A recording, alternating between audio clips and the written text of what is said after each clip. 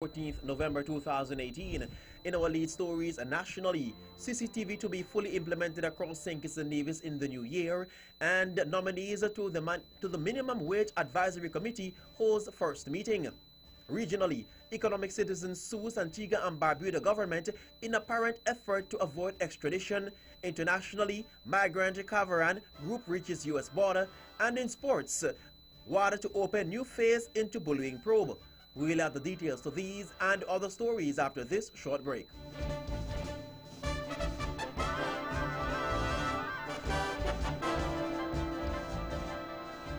Another look. Different from how you've seen it before. Another look. Takes an in-depth look into business, politics, science, technology, religion, and more. Another look. Featuring documentaries from the BBC, regional features, and local ones too. Another look. Every Monday at 3 p.m. on the Eastern Caribbean's powerhouse, Vaughan.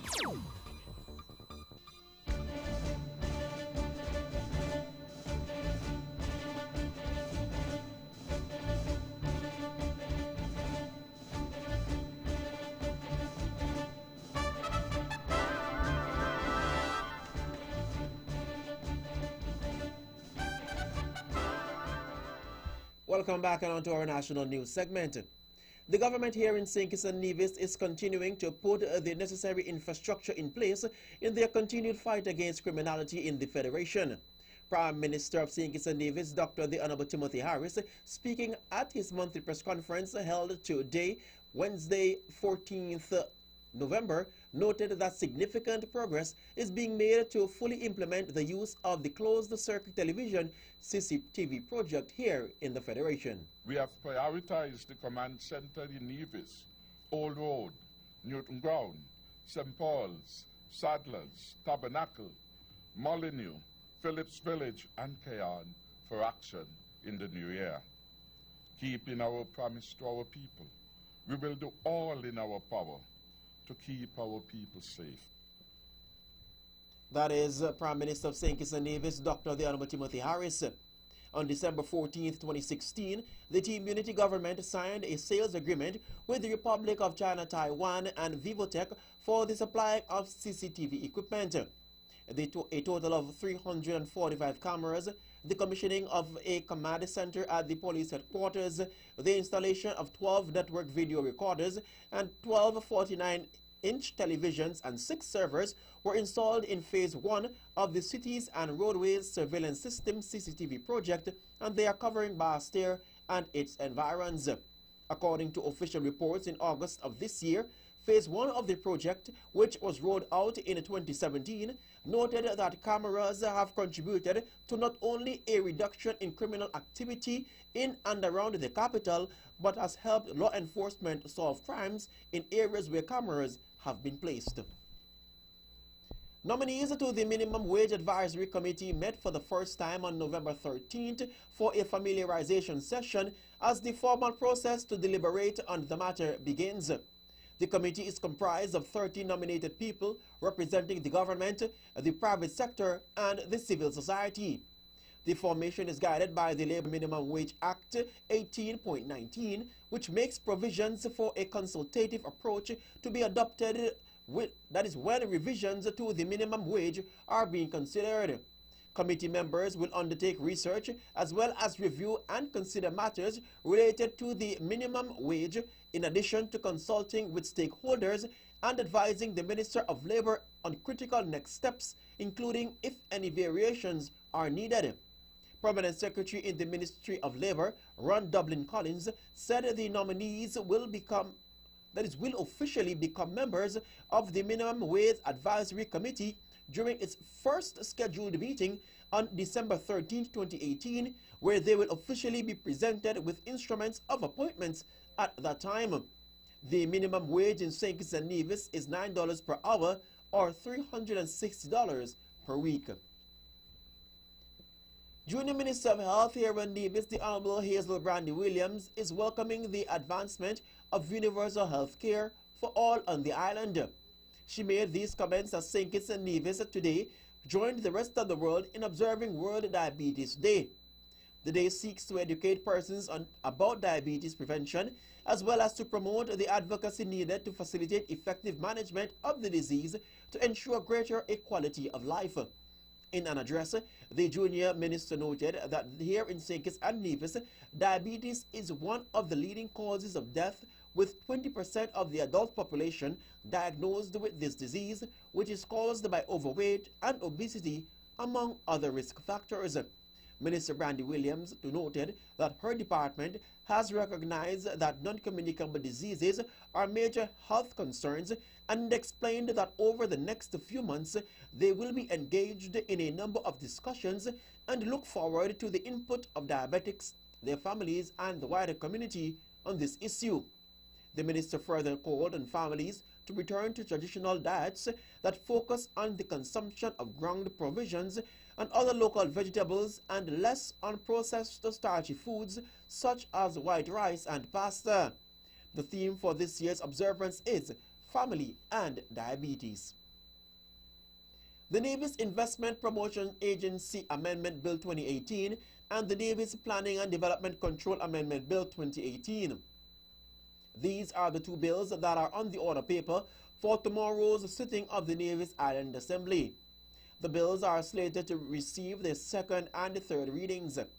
Premier of Navy's and Minister of Finance, the Honorable Mark Brantley, will move the second and third readings of the Navy's Investment Amendment Bill 2018, while the Honorable Spencer Brand will move the second and third readings of the Navy's Physical Planning and Development Control Amendment Bill 2018. The bills, which received their first reading on October 4, 2018, will replace the Navy's Investment Promotion Agency Ordinance Chapter 6.12N and the Navy's Physical Planning and Development Control Ordinance Chapter 6.09N, respectively. This will be the fifth sitting of the Assembly for 2018. The Probation and Child Prevention, that is Child Protection Services Department, PCPSD, here in St. Kitts and Nevis, is taking the necessary steps to ensure a faster and more effective system. This as they roll out a two-phase program which is geared towards upgrading from a paper-based case management system to a computer-based, and they also have developed an app that would enable the public to report cases to the department via their cellular phones. The unit is looking towards transitioning from a paper-based system to an electronic-based management system. The first phase of the transition is the Management Information System, which is an internal process only for the department. According to Probation Officer and Supervisor Kelvis Connor, the information that will be placed in the system will be in relation to cases that have been reported to the department from various agencies or persons who are coming into the department to make reports of various forms of abuse. Connor noted that the department will have handwritten reports entered into the electronic system, as it will allow officers to do things in real time. The system makes provision for photos, videos, school reports, and doctor or hospital reports to be uploaded into the system, as well as this will assist in the proper management of their cases, and it allows for a faster process as well. And a special sitting of the National Assembly will be held on Thursday, 15th November 2018.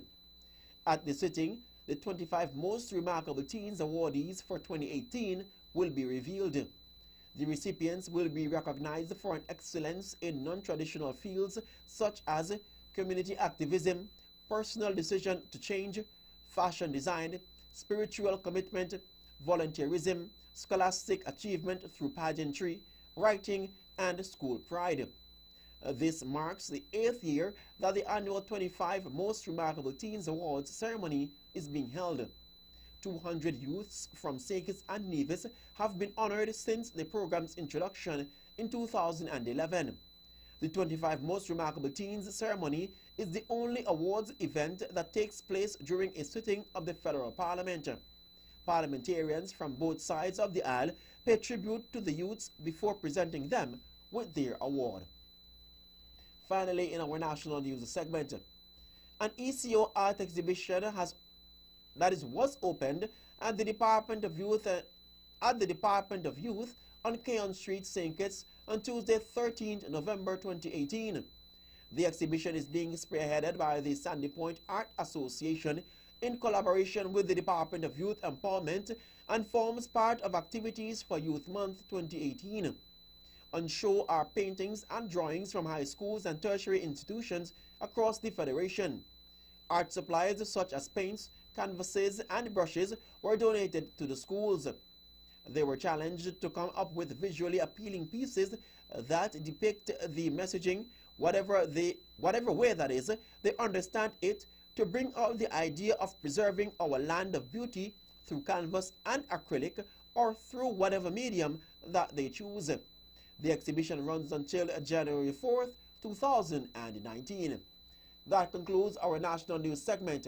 You can visit our website at www.vonradio.com, or you can visit our social media page on Facebook at Von Radio and our YouTube channel also at Von Radio. News from across the region comes up next.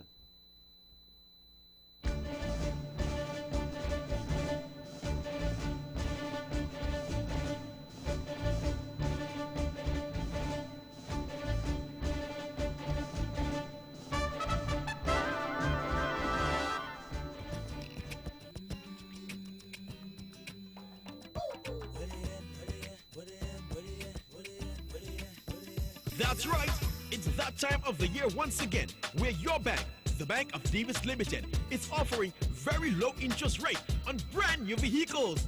But that's not all. We are offering a discounted bill of sale and your insurance payment will be covered. So visit us today or just dial 869-469-5564 and speak to our very experienced lenders. My bank, your bank, our bank. The Bank of Nevis Limited, improving the quality of life. Like us on Facebook. If you wanna go and take a ride with me, we three willing in the four with the cozies. So why do I live this way? Must be the money. Terms and conditions apply. Welcome back and on to our regional news segment. Out of Antigua, fugitive Indian businessman Mehul Koshki has sued the Antigua and Barbuda government in an apparent attempt to preempt consideration of an extradition request made by Indian authorities. Koshki, an economic citizen of Antigua and Barbuda, is wanted by the judicial authorities in India for his alleged involvement in a $1.8 billion fraud against the Punjab National Bank, PNB. In March 2018, non-bailable arrest warrants were issued by an Indian court against Koshki and his nephews Nirav Modi and Nishal Deepak Modi. They are suspected of colluding with two employees of PNB, the country's second largest state-owned lender, in the massive fraud. At least 6 PNB staff members and at least 6 employees of Koshki and Modi have been arrested so far. The PNB fraud case relates to fraudulent letters of undertaking worth US $2.1 billion that is, issued by the bank. The fraud was allegedly orchestrated by Koshki and his nephews. Koshki has claimed that he is innocent and that all allegations against him are false, blameless, and politically motivated. In news out of Jamaica, on separate occasions, just 2 days apart, Jamaicans arriving at the Charlotte Douglas International Airport in North Carolina were caught trying to smuggle cocaine into the United States. U.S. Customs and Border Protection CBP officers first encountered a 26-year-old man who arrived on a flight from Montego Bay. During an inspection of his luggage, they discovered a white powdery substance that tested positive for cocaine. 2 days later, CBP officers encountered a 37-year-old man also arriving from Montego Bay with more of the drug.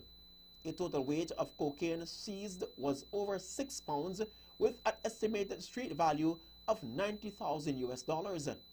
The 2 Jamaicans who were not named were arrested for importation of controlled substance and turned over to Homeland Security Investigations and Charlotte Mecklenburg Police Department. Finally, in our regional news segment out of the Cayman Islands, The Cayman Island government's fiscal performance is on track for a record surplus. The financial results for the first 9 months of this year show the public purse bursting at the seams with a net surplus of $183.8 million. A 99% increase on the projected figures. Government has already collected $91.3 million, more than it had budgeted. Officials said this was due to revenues and expenses both outperforming initial projections and the statutory authorities and government companies, SAGCs, doing much better than predicted, adding $15 million more to the public coffers. A decline in revenue and an increase in spending in the last quarter is expected, but the government is still on track to exceed its original forecast. The undated financial report for January 1st to September 30th, released by the Minister for Finance and Economic Development on Friday, reveals a much better than expected performance, with core government registering a surplus of almost $173 million and the SAGC's another $11 million. Finance Minister Roy McTaggart pointed out that government revenue declines in the second half of the year, but he remained confident that the government will easily make its forecast surplus for the whole of 2018. That's it for regional news. The latest international news comes your way.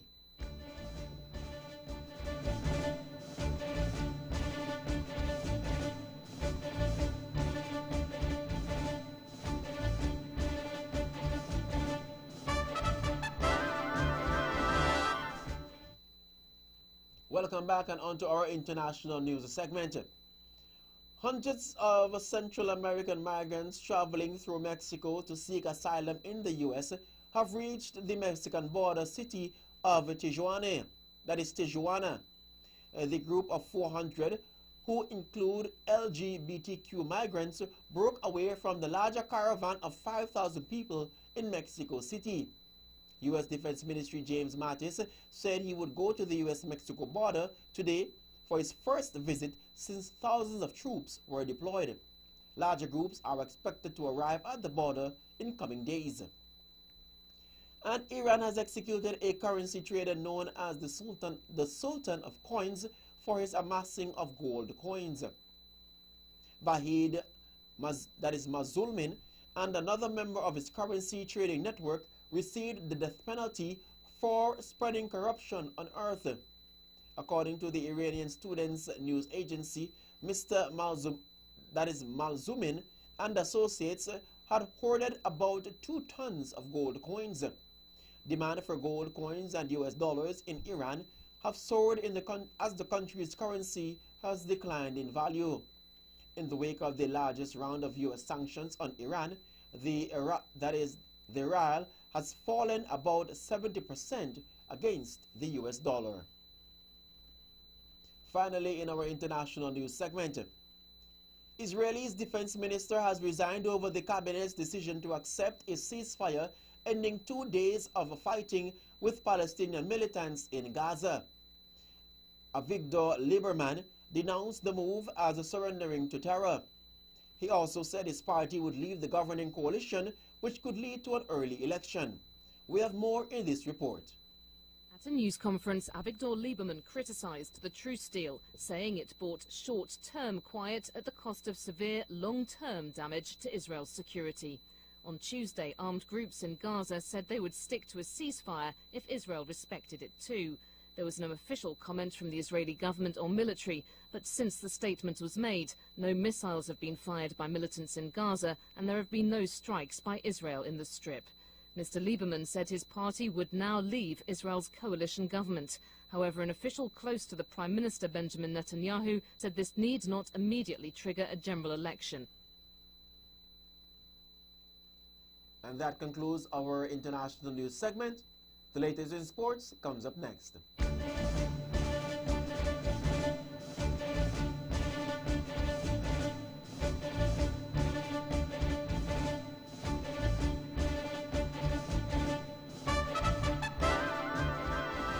Get more more than just VAT. TDC Automotive is giving you more. Pay no VAT on the first $50,000 on any vehicle. No deposit, no interest for the first 3 months. That's no VAT. No deposit, no interest. We give you more, so you save more. Receive up to $3,000 in cashback credit. Save up to 60% off your insurance premium. Get your personalized TDC token for 2 years of instant savings. Plus, save thousands in free extras. Get more than just VAT from TDC Automotive. We're #1 for a reason.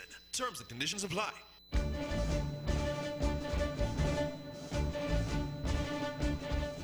Welcome back and on to sports. In athletics, the World Anti-Doping Agency will open a second phase of its independent review into bullying allegations revealed by the BBC last month after initial findings did not conclude that alleged bullying had taken place. WADA said it appointed an external firm to review executive committee meeting transcripts and minutes after the chair of its athletes committee, Becky Scott, told the BBC Sport that she was treated with disrespect and faced inappropriate comments. Former Olympic champion and chairman of the U.S. Anti-Doping Agency, Ed Moses, said that response was insufficient on numerous levels. But after a meeting in Baku today, WADA said independent experts would now interview as many people present at the meeting so that the matter could be concluded satisfactorily. Moses, who won gold in the 400-meter hurdles in the 1976 and 1984 Olympics, has backed Scott's claims, saying he has also been subject to denigrating behavior. But WADA's executive committee rejected calls for a wider investigation into its culture. In cricket news, Ireland suffered their second defeat from 2 games in the Women's World T20 with a 38-run loss to Pakistan. Pakistan captain Javira Khan hit a brilliant 52-ball 74 not out as her side made 139 for 6 from their 20 overs. Claire Shillington got Ireland's chase off to a quick start with 27 from 25 balls, but they struggled to score off Pakistan's spinners and ended on 101 for 9. Ireland remains bottom of Group B after the defeat, while Pakistan's first win of the tournament keeps them in third. Summarize the scores are as follows: Pakistan 139 for 6, Ireland 101 for 9. Pakistan won by 38 runs. Meanwhile, Australia reached the semi-finals by beating New Zealand by 33 runs in their third win of the tournament. Alyssa Healy's 53 helped Australia reach 153 for 7, while early wickets saw the Kiwis all out for 120 despite resistance from opener Suzie Bates with 48. And in more cricketing news, Australia bowler Mitchell Starc says he has been dropped from his contract with Indian Premier League side Kolkata Knight Riders by text message. Starc, 28, was one of the most expensive players when he was brought by the team for £1.14 million in 2018. But he did not play because of stress fracture and has been told he will not play for them in the 2019 tournament. The 2019 IPL auction is due to take place next month, and Starc says he may miss the tournament in order to rest for the 2019 World Cup and the Ashes later that year. And finally, in sports, in tennis, Roger Federer recovered from his first match nightmare to keep alive his hopes at the ATP Finals with a comfortable victory over Dominic Thiem. Switzerland's Federer, knowing defeat would mean he would not advance from his group, beat the Australian 6-2, 6-3. The 6-time champion had slumped to a shock defeat by Kei Nishikori on Sunday, but he cut down his errors to win. Next up for Federer on Thursday is Kevin Anderson, who beat Nishikori 6-0, 6-1 earlier in the day. And that's it for sports. The latest weather comes up next.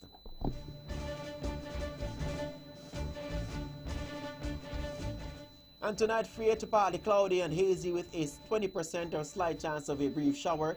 Tomorrow, partly sunny and hazy conditions in general with a 20% or slight chance of a brief morning shower. The winds are east at 22 to 33 kilometers per hour or 12 to 18 knots with higher gusts over open waters. seas are significant with wave heights, with waves and swells, that is, reaching 1.8 to 2.8 meters or 6 to 9 feet. A small craft advisory remains in effect, and your sunrise for tomorrow will be at 6:15 a.m. And that's how we wrap up the major news package for today, Wednesday, 14th November 2018. But before we go, let's take a look at the headlines once again. Nationally, CCTV to be fully implemented across St. Kitts and Nevis in the new year, and nominees to the Minimum Wage Advisory Committee holds first meeting. Regionally, Economic Citizen sues Antigua and Barbuda government in apparent effort to avoid extradition. Internationally, migrant caravan group reaches U.S. border. And in sports, WADA to open new phase into bullying probe. And on behalf of the rest of the news team, I am Marvin Ross, and I'm wishing you a pleasant evening.